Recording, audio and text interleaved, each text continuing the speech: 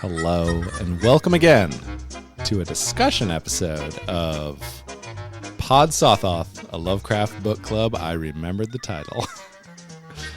I'm here today with my lovely and talented and indescribable co-host, Claire Reynolds. No, you just described me, but okay.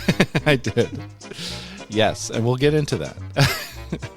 I'm Todd Beardsley. I am usually narrator, sometimes co-host, but we are going to talk about The Unnamable by HP Lovecraft.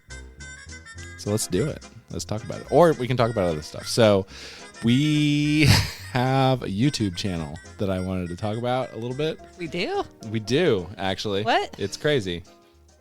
And do we have a TikTok?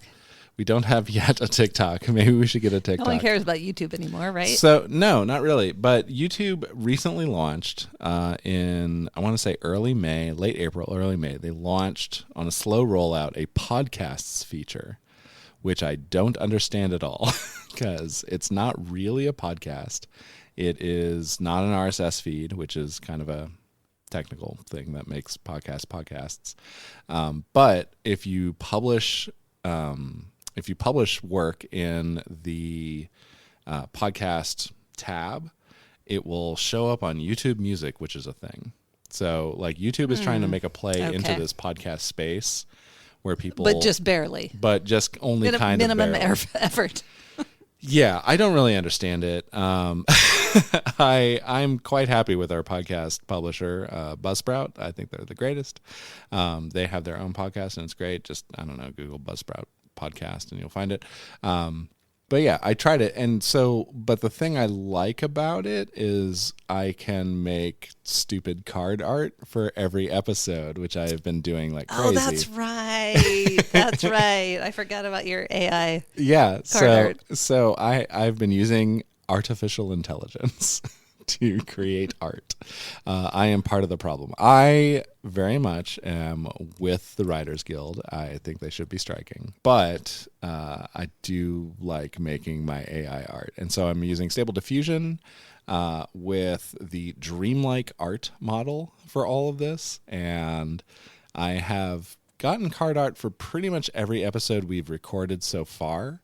I haven't uploaded them all to YouTube yet, but they'll get there. And from this moment forward, you'll see, if you follow us on Mastodon, you can see all our stupid computer art.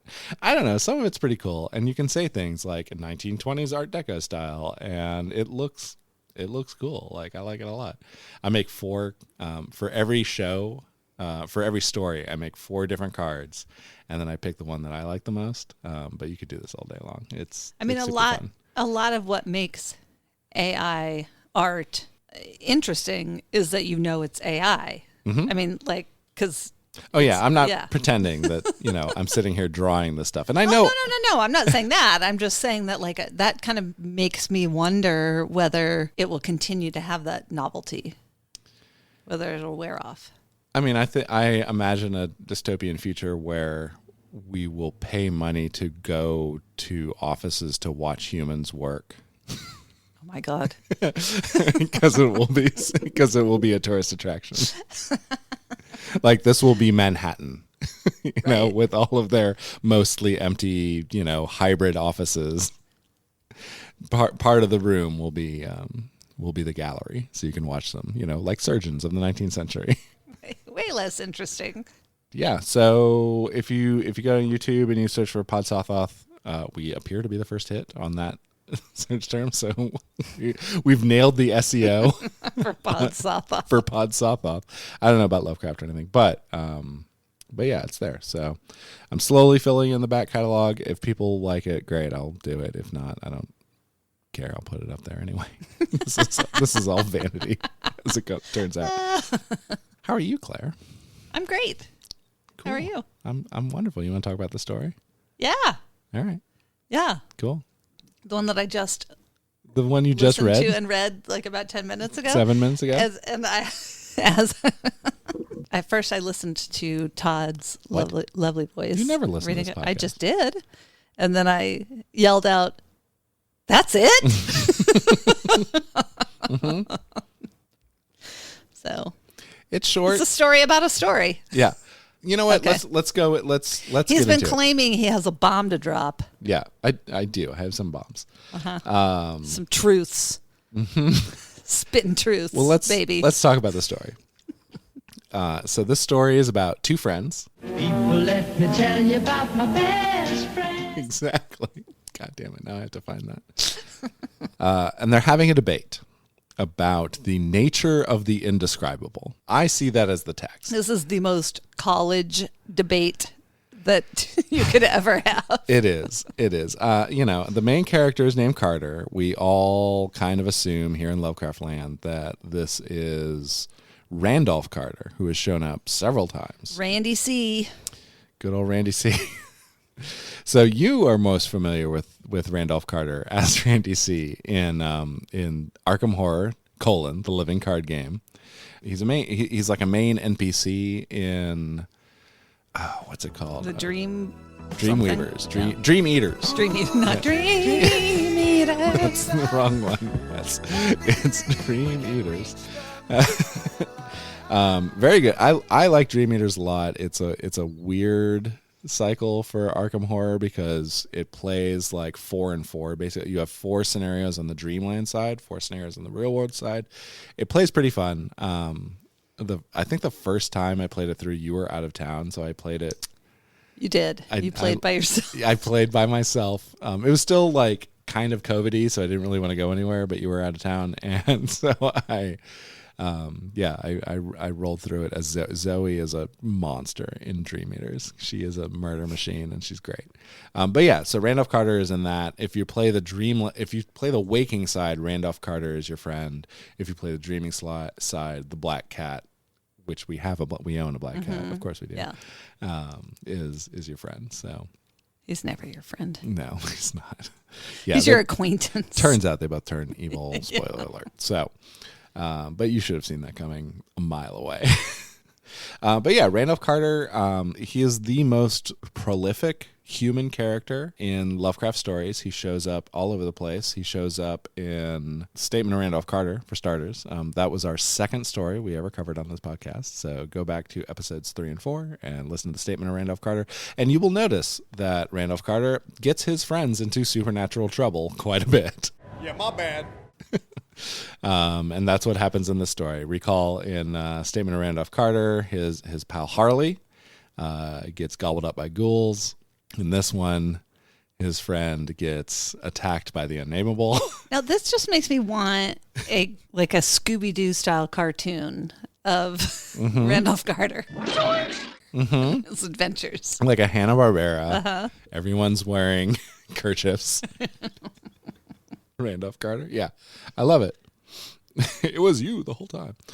The friend's name is Joel Manton. Joel is of the opinion that nothing is truly indescribable. Surely, Oh, they didn't say indescribable, did they? They just said unnameable. indescribable Does it say and indescribable? unnameable. Those are two different things. Okay, well, what's the difference? Well, if I name something, that's like Gary is a name. Sure. But you don't describe someone as Gary. You describe someone as tall. Sure. Right. All right. I mean, I took it as the nature of it. So I'm taking it very literally. I'm looking for Which is the why word. I'm disagreeing with the whole premise that anything is unnameable. You can name anything Gary. Yes. Yes. Anything can be named Gary. SpongeBob's. Which is what this monster was. This monster's- SpongeBob's slug friend. Yeah. Or snail friend, rather. Yeah. The Gary could be the name of the unnameable. No, but this is the thing.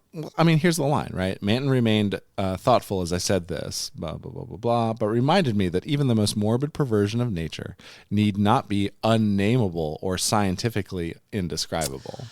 Okay.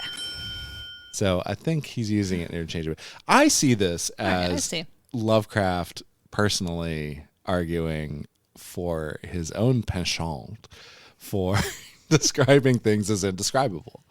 This is core Lovecraft, and he's arguing. It's like no. There are things beyond the ken of people. Do you think someone called him out? They were like, can you stop calling things indescribable? Because literally you just described it. And he was like, no, something could be indescribable. Probably. Like, I like to think he dashed this off. It's like, no. Here's how something can be unnameable. Here's how something can be indescribable. And so that's kind of what I take from the story. But you're right. As you said earlier, this is a story of a story because the main character is an author. And he claims to have written a story about an. I feel like I'm talking a lot. Do you have? No, Okay. no, I don't really have much to say. I mean, this did not hit me like super hard. So before I read it a couple weeks ago, we watched We tried to watch something. The Unnamable. Yeah, it was a It movie was pretty from bad. it was bad, but also there were some interesting things in it, but didn't do much for me, which I recognize is not great for podcast It's bad theater. for podcasting, honey. Yeah. All right, I'll come up with some stuff. Hang on. All right. Keep talking. Well, let me hit you with this. This is not a story about a story. This is a story about a story about a story. There's 3 levels of story here. 1, Lovecraft wrote The Unnamable. Was this the bomb that you're dropping? Yes. I do not feel exploded. I'm getting to it. It's Okay. a slow burn. All It's right. a slow fuse bomb. 1, Lovecraft wrote the story. 2, it is a story about an author who wrote a story about the Unnamable, about this monster that is, in fact, right behind you. Okay? That's that's the MacGuffin here. Yeah, that's what I couldn't figure out. Is like he's writing this story. He wrote a story about a thing that actually happened. 3. Did he bring it 3. to life just by telling the story? That's a take. I don't know. I haven't even thought of that. But I will say his source material, the fictional author's source material, Oh, the diary. is Cotton Mather's. It was Cotton Mather's diary. No, he talked Oh, about yeah. like his own. Is he saying Cotton Mather is his ancestor? No, he is saying his ancestor was around the period. So there's a very clear reference to the Magnalia Christos Americanus, which was by Cotton Mather. It was published in London. Allow me to read from Cotton Mather's. I will sound appropriately stunned. Okay. Yes. This is in real world. So we're back in our world. Okay.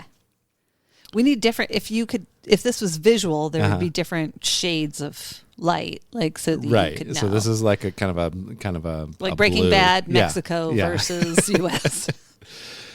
At the southward there was a beast, which brought forth a creature, which at night pretended something of a human shape. Now this people minded that the monster had a blemish in one eye, much like what a profligate fellow in the town was known to have. This fellow was hereupon examined, and upon his examination confessed his infamous bestialities, for which he was deservedly executed. End of story. That is the entirety of it. It is one paragraph, and it's under the section of the history of New England. It's on page 344 and 345. It spans a page. What I say to you, what I posit to you is this real life work, this real life 600 and something page tome is the kind of tome that you will find in Lovecraft role-playing games. That is the kind of thing you bring out of it, and you all now, if you're in the sound of my voice, have just gotten 1d4 mythos skill from hearing that, because it turns out it's real in this fictional universe.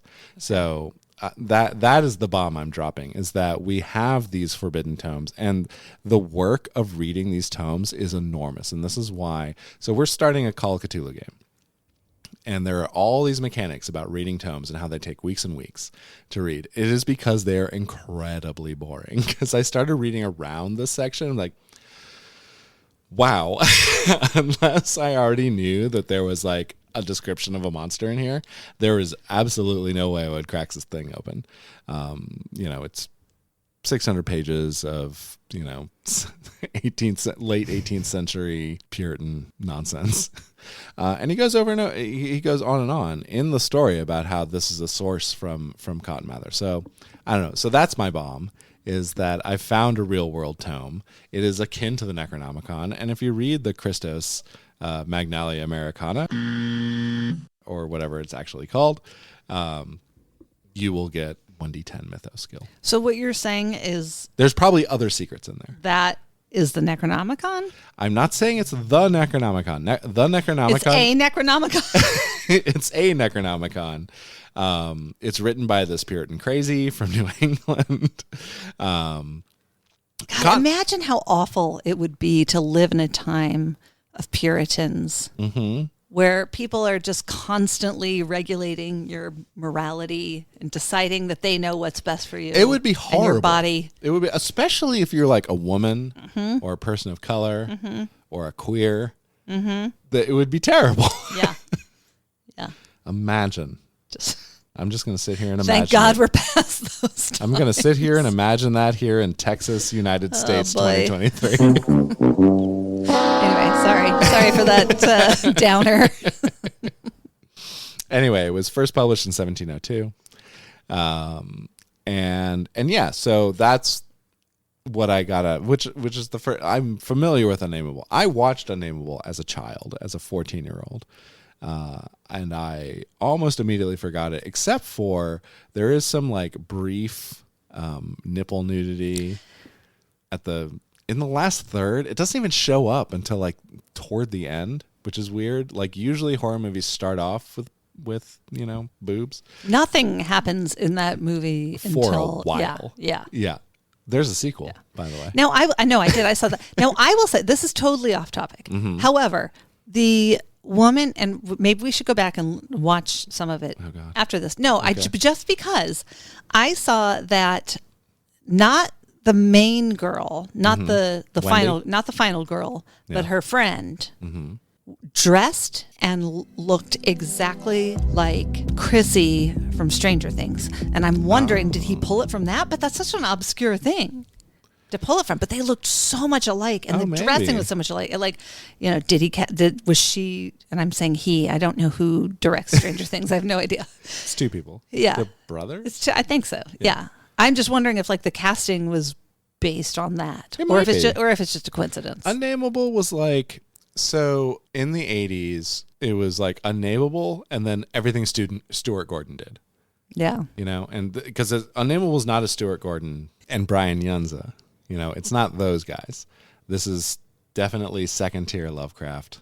So maybe, it is a pull that, I don't know, 1% of Stranger Things people would get. I don't know. I wouldn't have, maybe it's just for them. Like, maybe it was a coincidence.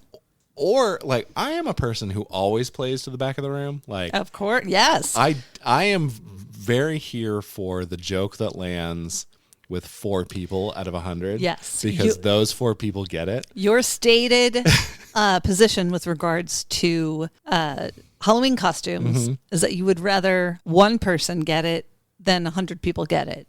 Absolutely. Because when that one person get it, the payoff is enormous. Yeah. Yeah. It is amazing. I see that. It's like when the boy was Stampy Longnose. Exactly. Nobody knew who he was. Well, they were just like, Minecraft. And then one kid was like, Stampy Longnose. Such a payoff. Like that is an emotional hit every time. The kids were great. Like there was one year where the older kids were Doctor Who villains. And one of them was a Dalek and one of them was a Cyberman. And I'd say 80% of the people recognized the Dalek. The other kid was a robot as far as anyone was concerned, except for like the 4 who got it, especially if they're standing next to each other. Yeah. Then if you've ever seen Doctor Who, then you get it. Right. The Dalek is much more recognizable. Yeah. You had something. I've already forgotten it. Cool. So my big bomb drop was Cotton Mather's work is a real life tome, and if you want to get Mythos score, you should read it, and then also appreciate how hard it is to read a 17th century text that's 600 pages long. Oh no, I want to. When were treadmills invented? What? I guess I think of treadmills as being a modern thing. It was that a mind can find its greatest pleasure in escapes from the daily treadmill. Oh, I don't know. So was the word treadmill invented, or maybe treadmills have been around long? I mean, I guess all it is just like It's some mechanical. gears and a I imagine. thing. You know what I imagine? The Kellogg Spa. Right. In Michigan. Yeah, I bet you there's a treadmill there. Also, like the fat Yes. shaker that you Yeah, wear. exactly. I don't know. That's a good question. Okay. Listeners, if you All right. can tell us when the treadmill was invented, I will send you a box of Kellogg's crisps. What are Kellogg's crisps? I don't know. I made it up. You made it up. You made, like cornflakes. That's the only thing Cornflakes. Yeah. Cornflakes. Oh my god. Are they not called crisps? What do you, are they not called crisps? In America, how do you call them? Oh, British. What are crisps? What is cereal? Mm-hmm. Come here for all of your terrible British accents. Yes. So anyway, I guess we should talk about the story. So these two dudes are sitting on a tomb and they're talking about what is unnameable. I like this. And they're not gay. So here's the thing: it's just two bros, there's two guys sitting on a tomb, as you do. Mm-hmm. You know, just talking about what is nameable. That's not nameable. This is not nameable. Right. This is Sorry. And Cut that out, please. okay, sure. So okay, back to the story. Two dudes sitting on a tomb, like two dudes do. And they're talking about what is unnameable, what is indescribable. And it turns, and there's this whole thing about like capturing an image in glass because you've been looking through the glass. Like, there's a lot of work on that. That's just like a well, yeah, he was like, oh, well, I got to. It's a big part of the movie. The boy went in there Yeah. because he believed that a glass could capture the image of whoever is sitting in front of it. And I was like, wait, what? I've never heard that Yeah. theory before. It comes up in the movie where it's like, and because it's the 80s, they talk about radiation and stuff, and they're like, oh Right. yeah, it's radiation. That's how that works. I'm like, okay, whatever. But in here, it's like this notion, right? That it's like, oh, like this unnameable thing was in there for so long that it like cast its image in the glass.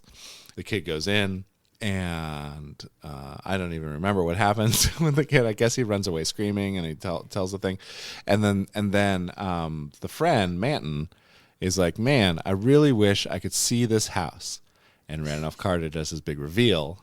He's like, oh, you could see the house. It's right behind you.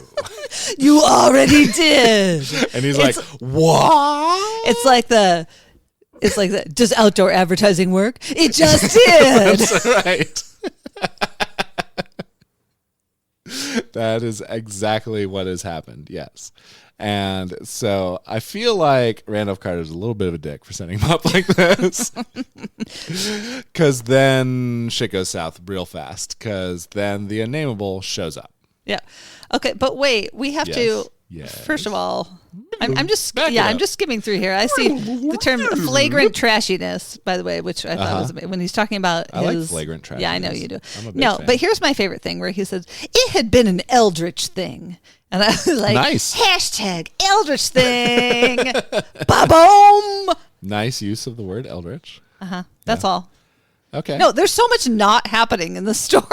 It's mostly two dudes talking to each other like a team like you do. Yeah. And then Manton gets attacked by presumably the Unnameable. And it really is Well, unnameable. because they're just sitting there. Yeah. They didn't. So at least in the movie, they go into the house. They do the 80s like poke the beast kind of thing, Yeah, and also yeah. maybe have a little sex and get some boobs out. Right. Yeah. Well, you got to get people to pay Right. those ticket prices.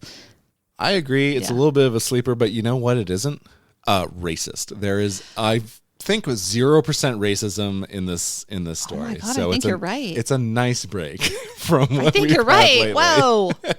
I mean, I'm If sure that's we what could you find got, some racism if yeah. we wanted to look for it. Yeah. No. But this, No, on its let's- surface, feels very unracist. So that's nice. Yeah, the Unnameable attacks. What's his name?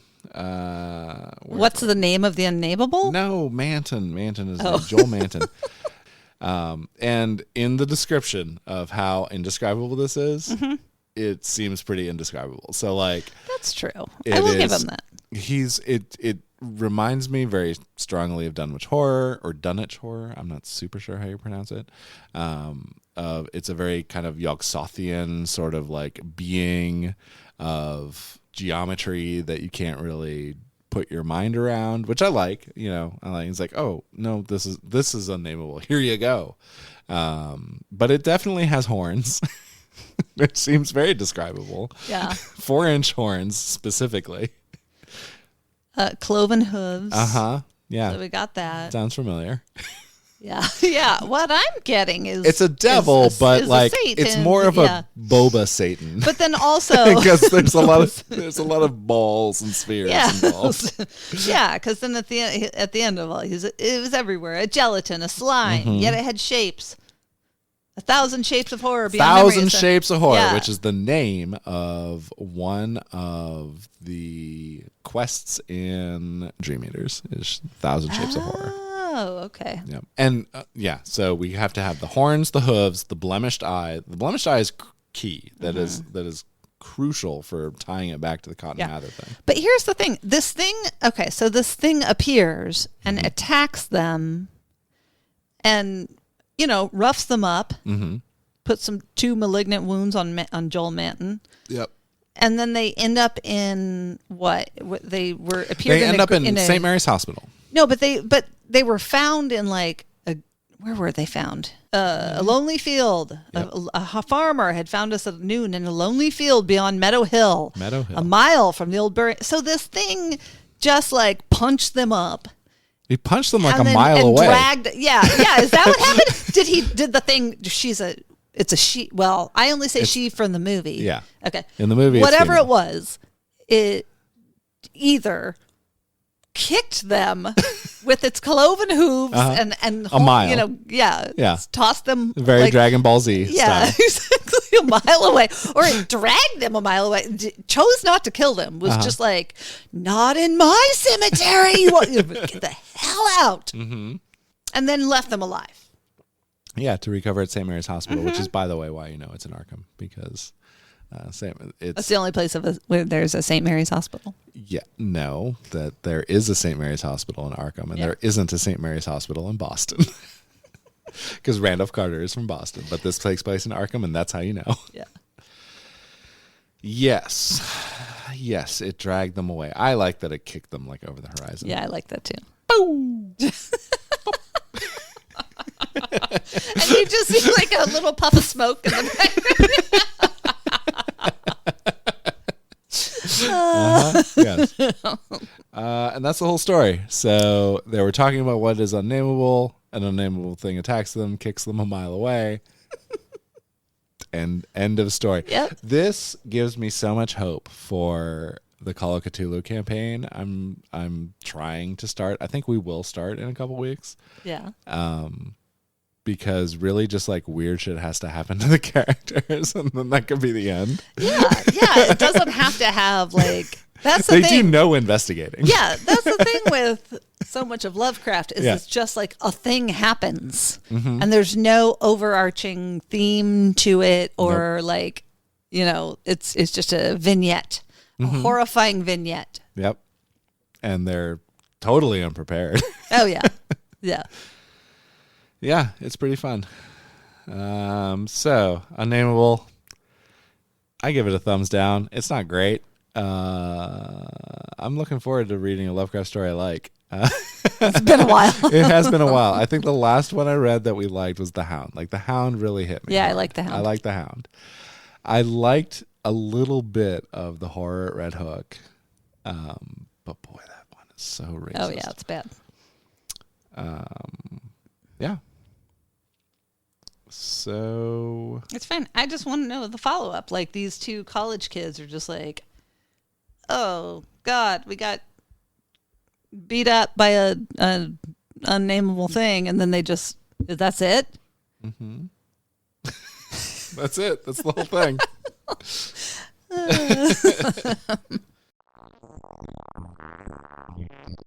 All right, so we have a couple things in the mailbag. First off, we've got a request, which I will endeavor to fulfill. The next story by request is The Nameless City.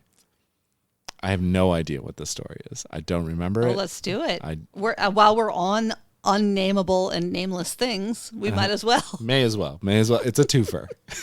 The Gary City. No, the Nameless City, a.k.a. Waco. Garytown. I don't know. Yes, Garyton. Gary, Indiana. Gary, Indiana. Gary, Indiana. Yeah, this whole song about how nameless it is. So we'll do Nameless City. And then also I wanted to mention that we got in the physical mail a compact disc from Mark Jenkins of markjenkinsmusic.com. Mark Jenkins has the distinction of being the first person to produce a compact disc using entirely an Apple iPod for music. Really? Yes, that's what is on his website. Oh my God, that's awesome. Possibly it's in the Guinness Book. I don't know. He's in the UK, so he should be in the Guinness Book if he's not already. But Mark Jenkins, send in the CD. It's pretty cool. I'm gonna see if I can. Here's the problem. It is a compact disc. It is not available for download. Yeah, no, we had to go find our Zoomer hipster daughter. Luckily, who had a. She buys Taylor Swift CDs for some reason, and then has the physical media, and therefore has a mechanism to play them. Yeah. I need to figure out in my 21st century IT setup that has nary a CD-ROM around how to sample this into this podcast. Yeah. But I really liked it. It's good. It was very atmospheric. So let me say the name of the thing. It is called Modular Sessions 9: The Mouth of Madness, which is of course a reference to the Sam Neill movie of the same name. It is there. The second track on there is called "Do You Read Sutter Kane," which I really liked. And I'd say the second track is my favorite, which is what I will play over this if I figure out how to sample the CD into this podcast. But that's kind of his thing. Like this whole series work for it. Is CD only. He covers the shipping if you buy it from him, and you cannot download it until someone rips it and pirates it and puts it on BitTorrent, which I'm definitely not going to do. Mark Jenkins. God would never do that. No, of course not. Why would I do that? Why would I have ever done that? With Faith No More. Faith No More. Oh my God. I definitely was the source of every Faith No More on Napster. I listened to driving my daughter to school today. We listened to How Stuff Works, the story of Milli Vanilli. Oh, and she was very good. She was mystified, like what? And then I was like, no, you got to Google these guys. Look at them up. This is how they got away with it, you know. And they were. I was like, they were incredibly good looking. And she goes, oh my God! It's like looking at angels. I know. You can't look directly at them. Mark Jenkins is also like an angel, I assume. I don't know. I've never seen a picture of him. But he's been making electronic music since like the 90s. He's awesome. And anyway, he sent us a CD at his own expense so we would listen to it and mention it on the podcast. No, and I have to say, under the impression that this reaches anyone. Yeah, for real though, I was like, what? And then Todd started playing it, and I was like, oh, you know what? I really like this. It's creepy and it's like a interesting. creepy Tangerine Dream. So if that hits you, like you should buy this CD and also a CD player to play it in. Yes. My CD player in my truck is currently in my iPhone stand, so that's not going to work. TJ wrote in and asked if we had seen the Dreams in the Witch House episode of Cabinet of Curiosities on Netflix. And I have. I don't think you have. I don't know if you have. I remember watching... There was like a Guillermo del Toro intro, which is a very like Alfred Hitchcock kind of intro. Yeah, I think I did. It's do you remember anything about it? No, yeah, exactly. but no. But I don't remember anything. Yeah, but this one is particularly forgettable. True. It is called Dreams in the Witch House. It has... See, I don't even remember what happens in the story of Dreams in the Witch House. Oh my God. I know. See, that's what I'm telling you. You can't... Claire, Dreams in the Witch House. Do we need to read it again? Is that the one where they're in the house and the geometry is all off? Yes. Okay. Yes. Very much so. That's all I Josiah remember, Mason, but- Brown Jenkin, Okay. Elder Things. Okay. So All right. I am so disappointed. Well, then continue to be disappointed because this is what you're looking at, baby. So it's This is okay. it. So apparently the makers of this TV show also had a similar reaction to Dreams in the Witch House, where they remembered two things about it, and that was the whole thing. There's like a sister in it, for no reason. There's no sister in the original. Oh, I'm starting to remember. Yeah. Yeah, and there's What did TJ have to say about it? TJ just asked if he'd seen it. Okay. And Well, I'm going to feel really bad if he loved it and we're like, no, or Well, she. TJ, I don't know if TJ's I don't he or she. know. Yeah. I don't know anything about pronouns. I don't know. I don't know nothing about no. No pronouns. But TJ, it's not great. In my opinion, I like the first one in that series in Cabinet of Curiosity. What's it called? Like Lot 39 or something like that. He's looking at me as if I'm going to know. Yeah, you're never gonna know. But the first one in that series is really good. I think that one is in fact directed by Guillermo del Toro, and I think every other one is another guest director, and they're all they're fine. Claire comes at this as a hater of anthologies. Absolutely. Twilight Zone, fuck you, get out of here. Outer Limits, no thank you. Spit on you. Amazing Stories, No. whatever. Now that I did get into when I was a kid, there's one episode I remember, and it's the one where it's World War II, I guess, and he's caught in the bubble that's underneath the plane, and the wheels get blown off or whatever, and then the cartoonist has to draw the wheels in. I remember that. That's it. No, I don't like, because as soon as I get invested, you don't like anthologies in a character, why are you on a short story podcast? Because I'm married to you. Oh, I love you. That is the power of love. Also, I've never really been invested in any of these Lovecraft characters. Of course not. No. So if you're invested in any of these Lovecraft characters or your podcast host, please reach out to us. We're on Mastodon, podsothoth at defcon.social. If you're on Mastodon, you know how that works. If you're not, figure it out, because Mastodon will take you like an hour to figure out. It's not that big of a deal. It's hard. It's not hard. It's a little hard, but it's fine and fun. So, I have a question. What? Darling. Audience. Yes. I'm going to need you to write in. Uh-huh. Should we do a spin-off podcast where we review each episode of Greatest American Hero? That is the question before you, audience. I think we should. So I did a little market research on this already. There was a Greatest American Hero podcast, but they stopped publishing several years ago. So I think the niche is there if we want to do it. And we watched an episode. Here's what happened. We watched an episode the other night when we were tired, and we're like, let's watch something dumb. And we're on Tubi. Yeah. And I was like, this is not that bad. It's weird. I mean, it's for dumb 80s stuff, but it's so long too. Like these episodes are like 45, 50 minutes long. Yeah. Did they not sell any advertising during these episodes? It's crazy. I don't know, but it was funny. I don't know. Greatest American Hero is an eldritch tale of finding an alien technology you don't fully understand. Oh, it is. So it could be a true spinoff. Could be a spinoff. All right. We need a good name, and also we need music. So just send us your MP3s or CDs of your music that we can use as an intro to Greatest American Hero. And it can't be the hit theme song, because that is super copyright encumbered. Nope, I'm not even going to play it. I'll play a sample. Can I sing it? Oh, sure. Yeah, you can do a cover. Believe it or not. Oh, he's taking off his headphones. No, I'm not. I'm adjusting my headphones. No, I'm going to go hear on. you better. No, I'm done now. And yeah, so anyway, follow us on Mastodon. I'm walking on air. Okay. You can email us. Our email address is hideous. I never thought I could feel so free. I saw that one coming. Hideous at podsothoth. Fly it away. hideous@podsothoth.club.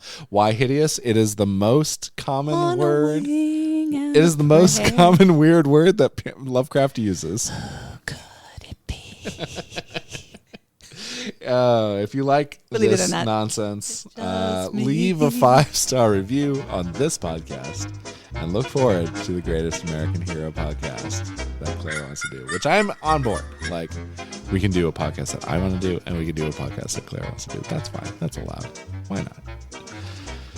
Thank you so much for your time. And next time, I think I can say with confidence, we will be covering The Nameless City by HP Lovecraft, which I have no idea what it's about. Or how long it is. Anyway, name your shit, I guess. Bye.